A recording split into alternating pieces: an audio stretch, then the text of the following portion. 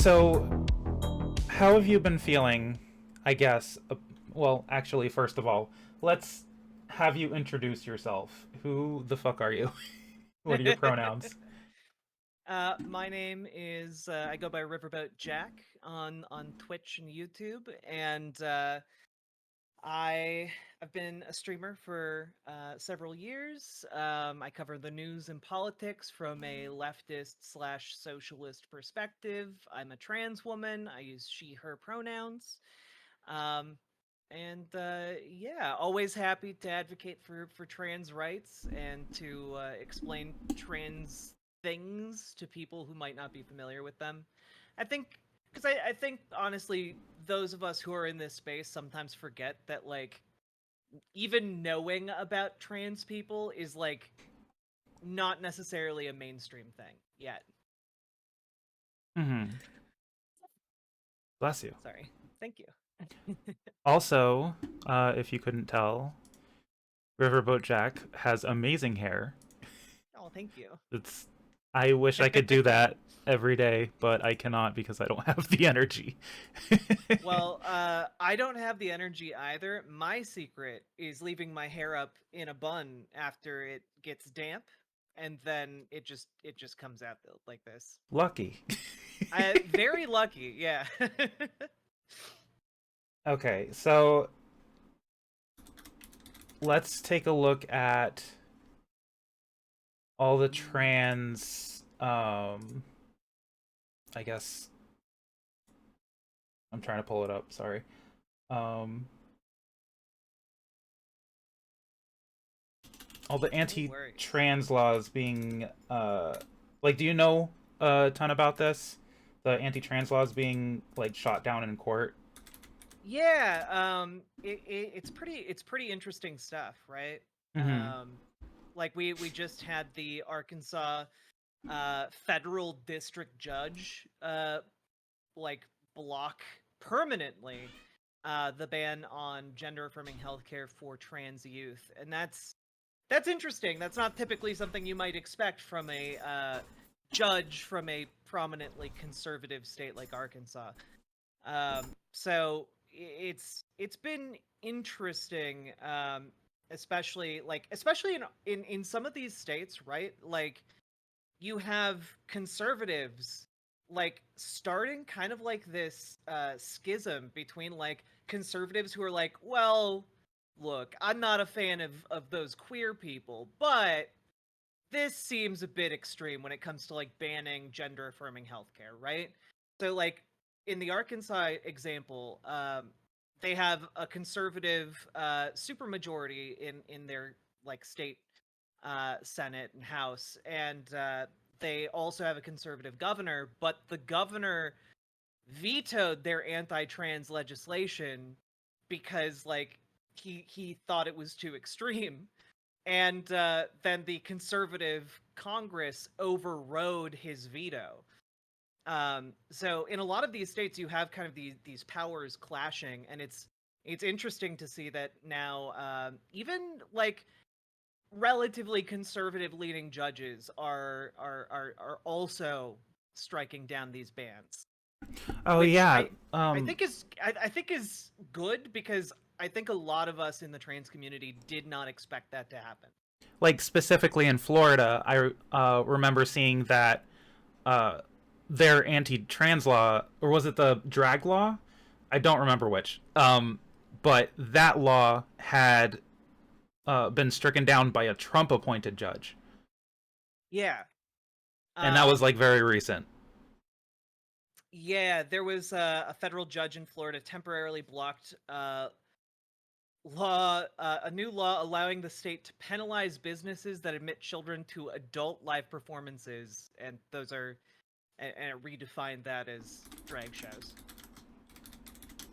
Um, so yeah, like even some of these like extremely far gone states like Florida are frankly just not succeeding in this onslaught, which is, somewhat it helps, it helps feel like there's some hope in the world. And yeah, like like you said, just within the last 24 hours, a federal judge in Florida blocked that anti-drag law, and it's worth noting that it was also blocked in Tennessee. Oh yeah, I heard about that one too. That one was specifically a what was it? A drag ban for like public things. And also just to like make the line clear, um a lot of people who might not be up on these issues might be kind of confused, like, well, why are trans people worried about an anti-drag law? And the reason trans people are worried is because these laws deliberately define drag in incredibly vague ways, on top of the fact that in ways that could implicate all trans people. And also, drag isn't like predatory towards children. That's not a thing that's happening. It's just people dressing up in fun costumes and like reading stories to kids. Yeah, basically. Was there one in Ohio that was shot down? I don't remember specifically. Um, They've been getting shot down everywhere. I wouldn't be surprised. mhm. Yeah, just 2 days ago, and a lot of these are happening during Pride Month, which is great to see, especially considering like a lot of these legislatures essentially have passed record numbers of this legislation, right? They've just been pumping out like every other day bills against trans people in every state in the country, and it's nice that we've now arrived at the part in the process where all of these are getting slapped down.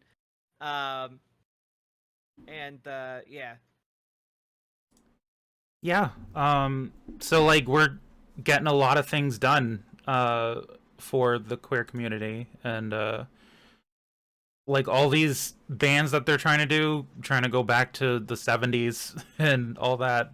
It, it gives me hope that we are going to move in the right direction pretty soon. And like I what do you think about all the controversies with the I guess the companies that are getting backlash from having pride related stuff? Um, so we kind of always knew that like the support of rainbow capitalism was fickle, right? Like Mhm. they're only interested, and all companies are only interested in supporting queer people until it starts costing them money. Because the reason they support queer people is because it makes it easier to hire people, and it makes it easier to bring in customers, and that's a net positive for usually a net positive for these companies. But if there becomes kind of this coordinated conservative backlash, yeah, they're gonna step away from supporting queer rights really quickly, you know. Mhm. That being said, I'm not completely sold on the idea that this is happening because it's profitable. I think a lot of it is being done because of either violent threats or like lone actors within these large companies that are, being vindictive for a reason, right? Like we saw a lot of reports from Starbucks employees that Starbucks had been taking down all of its Pride merchandise, and like Starbucks hadn't even been really implicated by any of these Pride stories, that are being run through the conservative media, and so uh, a lot of it just seems to kind of be a punishment towards queer employees of Starbucks because baristas, well, they tend to be queer, Mhm. not the stereotype. Okay, I know that there are plenty of straights. There plenty of very fine straights out there who work as baristas. But I think it's been a combination of kind of this stochastic terror movement that's been deliberately stoked by these far right demagogues, the Daily Wire or the Blaze, and yeah, it just seems to me that um, of course these companies are going to distance themselves when it gets hard, right? Mhm. Uh, the queer community and its allies have, you know, historically had to stand alone and with one another in order to achieve long-lasting acceptance. And we're in one of those times again, you know. Um, I'm not completely familiar with your work on Twitch or YouTube. I mostly know you from Twitter. Do you do a lot of content with media and like games and movies and stuff like that? I do a lot of content covering news, politics, current events. Um, like a couple days ago, I was talking about the situation that's unfolding in Russia, where like a rogue mercenary group is like attempting a coup. Oh Um, yeah. so like I talk a lot about that kind of stuff, but I also have a background as a games journalist. So I do play games and I talk about games as well on my show. So I wanted to know, what do you think about the like in movies and games, how they handle, or I guess how they've been handling like queer people and like identities and stuff? Because I know Disney's recently been trying to like put or advertise like their queer people in their movies lately, and Yeah. it kind of feels like they're just doing it as a marketing scheme rather than actual, just, I guess, like an actual character in there that we care about, you know? Yeah, I mean, like a lot of what Disney does, right, is specifically marketing oriented, right? It's very similar to the Pride merchandise issue where like Disney's not adding these characters because they love, queer people or they and maybe someone at the company is really fighting for queer representation. I can believe that. Um but they will often management at these companies will often rein in these creatives and turn the queer characters that they're making into extraordinarily sidelined content so that they can like edit out the Buzz Lightyear kiss between two women for foreign markets, so it essentially becomes like this marketing thing, and they can get some additional buzz for it in the States, but then they can easily cut it out abroad. It's not being done out of like the goodness of their hearts. It's cold and calculated. But I think also I don't want to I I usually don't try to go too deep into that argument because like while that's true, there are also just going to be like women, people of color, queer people, in movies, and like sometimes that's just like an actual creative decision that was actually okay with the studio, um and I don't want to like get too far into sounding like one of those kind of right wing leaning film critics, who talk about like, oh, they only have Captain Marvel as a lady because of the SJWs or something like that, or how dare they have this gay character in Overwatch, the horror, like I think that sometimes it's cold and calculated, and sometimes it's just a genuine expression that someone managed to force through the bureaucracy of a company. And it really depends on a case by case basis. I have I think. really. Oh, go ahead. Oh, I was just gonna say. I think largely, the larger the studio and company, like Marvel is huge, Disney is huge. I think the larger they are, the more corporatized the creative decisions are going to be in their products. Yeah. I know that there are a few examples of queer identities being put into media because of the creators wanting them in there and like fighting for it. Stuff like Rebecca Sugar for Steven Universe, she had to fight for that. Hmm. And like I think we need to be cognizant sometimes of which would be like which instance we are looking at with um, how these companies are doing it, like who's Mhm. fighting for it within the company, and wh- I guess which people are um, like suggesting these things, I guess. And Yeah. yeah, I just think that in that way, we all need to, I guess, figure all that out, like Well, be a little more and cognizant.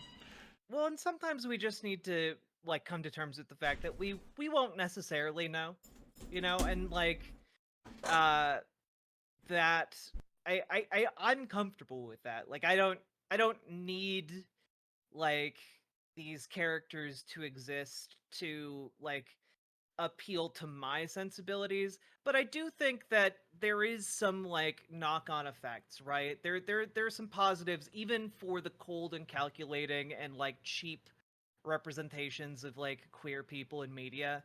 Like letting kids and young adults and people coming to terms with their sexuality know that like queer people exist can help so much, even if they're not main characters, even if they're not like prominent side characters. It can help. And like I don't know, I think for example, I think it really meant a lot to people on who saw Across the Spider-Verse, seeing like the Gwen Stacy or Spider Gwen had like a trans lives matter like flag in her room, and like her dad had like a trans flag patch, and like that doesn't necessarily mean a lot on its own, but like seeing that like you are accepted, and like you're accepted, and in some way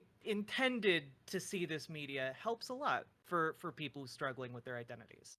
And even small things like that, the the movie is still being banned in places that are Oh hostile yeah. to like trans and queer people. So like whether or not you think that's like an actual step towards you know actual representation, it's still being banned for it in other countries, you know. So yeah. Yeah, and I do think that when I think it does mean something when some of these studios bite the bullet and don't compromise the film and let it be banned in those other territories. I think that sends a powerful message too, you know? Hmm. um so you talked earlier about the Ukraine stuff. Mhm. I don't know if we want to do this today, but like I'm curious because I haven't heard much about the latest stuff. Yeah. Would you like to go over that? Yeah, we can definitely talk about the Russia Ukraine situation. Like where would you like to start? What do you want to know? Let's talk about the group that's trying to do a coup. Oh, okay. Yeah. There's this Russian mercenary group, and it's actually one of the largest mercenary groups in the world. It might actually be the largest. Um, and during the invasion of Ukraine, they started forcibly conscripting prisoners into their ranks to use as cannon fodder. So they got much bigger during the Ukraine war. And also worth noting that it is an explicitly neo-Nazi organization. Again, one of the largest mercenary forces in the world is explicitly fascist, which, probably bad. Just going to go out on a limb. Probably bad. And Yeah, probably. uh, they've been extremely active working for Russia during the invasion of Ukraine. And additionally, it came out during the invasion of Ukraine that they are owned by a man named Yevgeny uh, Prigozhin. I believe I pronounced that right. Uh, and he is one of Putin's top guys. He has the nickname of Putin's caterer, or yeah, or Putin's chef, because he started out as a caterer for Putin, and since then has amassed enormous amounts of wealth. He's one of the most powerful oligarchs in Russia currently, And during this invasion of Ukraine, he's been very active on social media, talking about the plight of the Wagner group that he oversees. Wagner being the name of the mercenary group. And recently, his rhetoric has been increasingly antagonistic and hostile to the Ministry of Defense, which is kind of the military branch of Russia. And yesterday, he posted what he claimed was a video of a missile strike on a Wagner Group encampment, and that he claimed was done deliberately by Russia. And so Russia then, said, no, of course we didn't. We didn't do a missile strike. That didn't happen. Leading to some speculation that perhaps Prigozhin staged this missile strike on his own encampment as a pretext to up or escalate the hostilities between himself and the Ministry of Defense. And he essentially declared war on specifically the Ministry of Defense in Russia, and claimed that he was going to march 25,000 troops on a march for justice to the Ministry of Defense headquarters. And then late yesterday, they seized, or seemingly seized, a town called, I think, Rostov, which has like 1.1 million people in it. And the latest, as of like 10 minutes ago, is that oh god, let me just double check this. Yeah, the president of Belarus, Alexander Lukashenko, I guess attempted to negotiate with Prigozhin, and it seems as if Prigozhin has accepted the negotiation terms, where he's stopping the movement of his troops within Russia, and more negotiations are going to take place. It's very strange. It's very strange. Some of the videos coming out show like minor gunfights, but nothing like super substantial as of yet. So it's going to be interesting to see what happens, especially considering that given how poorly the Russian invasion of Ukraine has been going, the the the Russian military has kind of relied on the Wagner group to hold the front line in some cases. For example, they played a big role in kind of besieging and attacking the Ukrainian city of Bakhmut, which recently has since been absolutely decimated. Like if you look at the pictures of the city now, like it's just rubble, like the entire thing. So that's basically it. It has the potential to kind of certainly maybe not tip the scales of the entire Russian invasion, but like It'll be it significant enough. it's significant, and it is possible that a lot of it is theater so far, Mm-hmm. given that we haven't seen major like clashes between the Wagner group and Russian forces. It's possible that this is essentially theater to provide a pretext to pull out of Ukraine. That could be, but that's a lot of speculation on my part. Yeah, So yeah. sounds like a lot happening. Yeah, I would say so. Yeah, just a few things. um,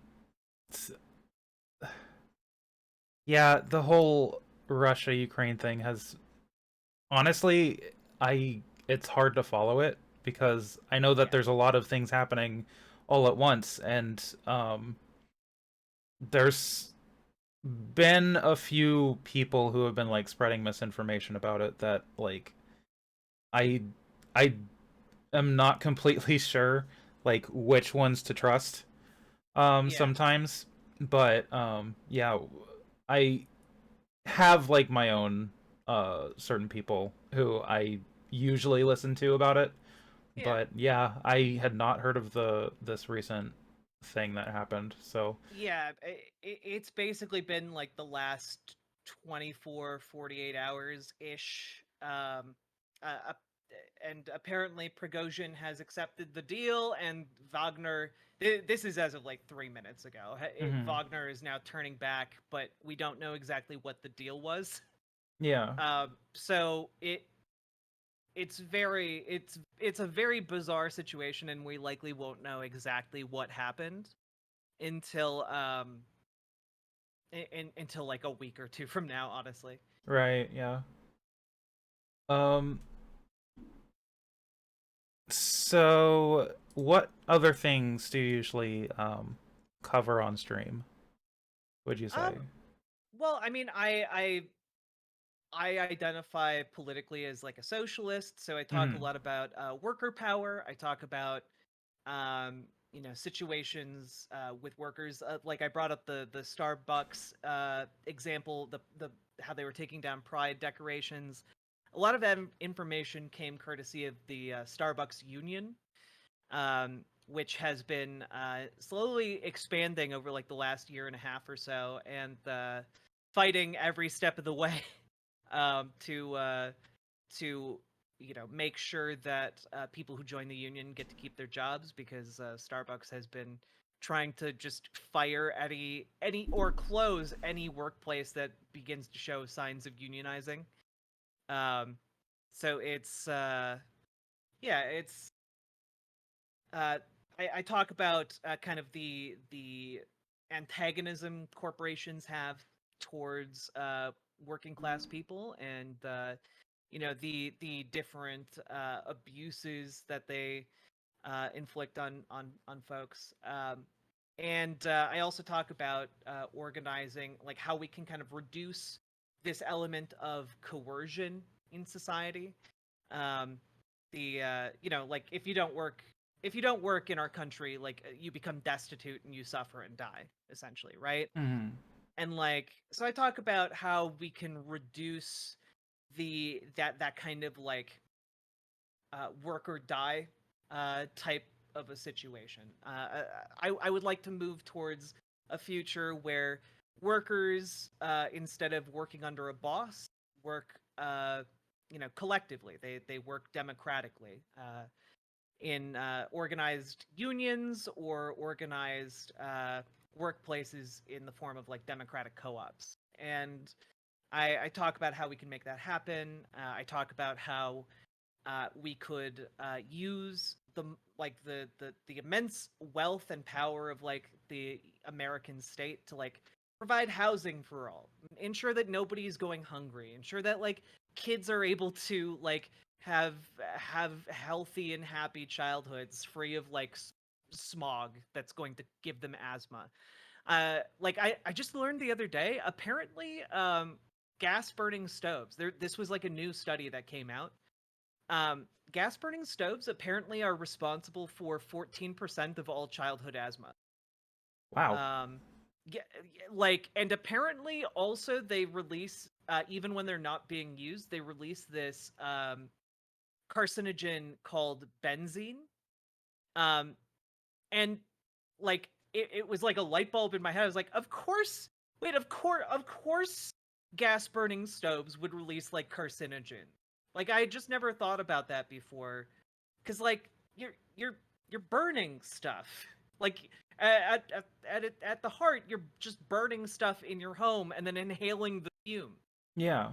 Um, and so it turns out that many this study focused on single family homes, and in these single family homes that had these gas burning stoves, it turns out that most stoves are not installed to like vent the exhaust from the stove to the outside. Instead, most single family homes just like circulate the air within the home, meaning that like when these stoves were in use, they would create these benzene like outputs and like concentrations like numerous times higher than like recommended safety levels. Uh, Essentially meaning that like it was the equivalent of these people just like if you had your stove, your gas burning stove on for like uh 30 to 40 minutes at like 350 degrees, it was essentially like you were breathing in secondhand smoke for like 7 hours, Jesus Christ. because it persists afterwards, you know. Yeah. And so like I was just like, huh, you know, that's pretty crazy. Kind of gives new meaning to conservatives who are saying, you know, you can take this gas stove out of my cold dead hands, you know. um so I talk about like public safety. I talk about the need for regulation so that, you know, we don't have the equivalent of you know uh horrific deep sea submarine disasters all the time, but on industrial scales. Hmm. Um, and yeah, that's that's kind of what I talk about. Is that a decent overview? Yeah, that was a pretty good overview. Back on the gas stoves, I did see a lot of conservatives, as Full stove. Lemonade says in chat, were flipping over the regulations on gas stoves. Um, and it's probably not going to become like a huge talking point for them because it's extremely bad talking point to advocate for uh child asthma. Well, so I think a lot of people in the general public aren't aware of these facts yet. It's kind of Yeah. like how like we we knew that smoking was bad for you for a long time before it kind of came to like actually regulating the tobacco industry, Yeah. you know. So I think right now, most the polling I've seen indicates that most Americans are extremely against replacing gas stoves. um but I think that's because a lot of people, like, if you're like, hey, this is basically the equivalent of just, you know, huffing cigarettes for like 7 hours. I think that would change a lot of people's minds. Like if they knew they were putting themselves and their families at risk, that would change a lot of people's minds. Also worth noting that these tests were again done on single family homes and not on apartments. You know, like uh so concentrations in smaller spaces with gas burning stoves probably like even higher. Hmm. um so yeah, and most people in the United States are renters, so like it just kind of turns into this issue where I think there's going to be this kind of information war, um you know, between the pro gas stove and the like actually they cause you to get cancer or asthma and die. um And so I think if you present the information, people will change their minds. But right now, apparently the United States House passed a bill to try and block any legislation banning or regulating gas stoves. So, and they had bipartisan support to do it from Democrats and Republicans. So I think it'll take a bit for people to really get on board the anti-gas stove train. Like, what are we doing? what Right? what are we doing in Well, this country? especially because we have a way cooler way to cook things. Like, have you heard about the so you have like gas stoves, right? And then you Hmm. have electric stoves. Right. Um, and then you have basically this derivation of the electric stove called induction stoves. Hmm. And essentially they use magnets to cook your food, which I think is the coolest thing. That like the science behind that is just so cool. um it basically like you need like a conductive or like magnetic cookware, so like a cast iron pan or something equally reactive. Hmm. And you just put it on the stovetop, and you can turn it on to high and just put your hand right on it. It's not going to burn you, right?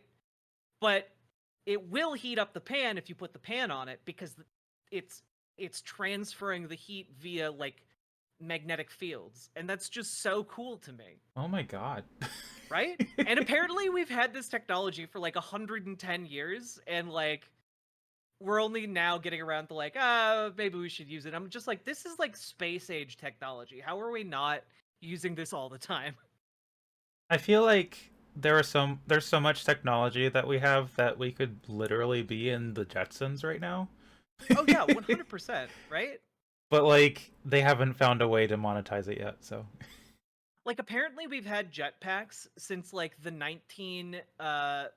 1950s. Mhm. Like NASA scientists invented jetpacks while like working on rockets to get us to space. And like a side there project. well there were literally like guys going around touring around the country with a jetpack Mhm. for like 30 years into like the 1980s. And like it worked. Like they could just like fly around. And we're only now getting to the point where like some individuals buy jetpacks for like $200,000 or however much it costs, Yeah. you know. But we could have had this Jetsons shit like when our parents were alive, you know. I The mean, way you said it. presumably our parents are still alive. I mean, I don't know anything about anyone else's parents. Mine are still alive. I don't know why I said it that way. That was vaguely threatening. I'm sorry. You know, back when I lost the joke. I was gonna make one about you specifically being the one who did it, but I mean, I do have a big floppy hat, and I could get on a cruise ship and oh, officer, I didn't see anything happen.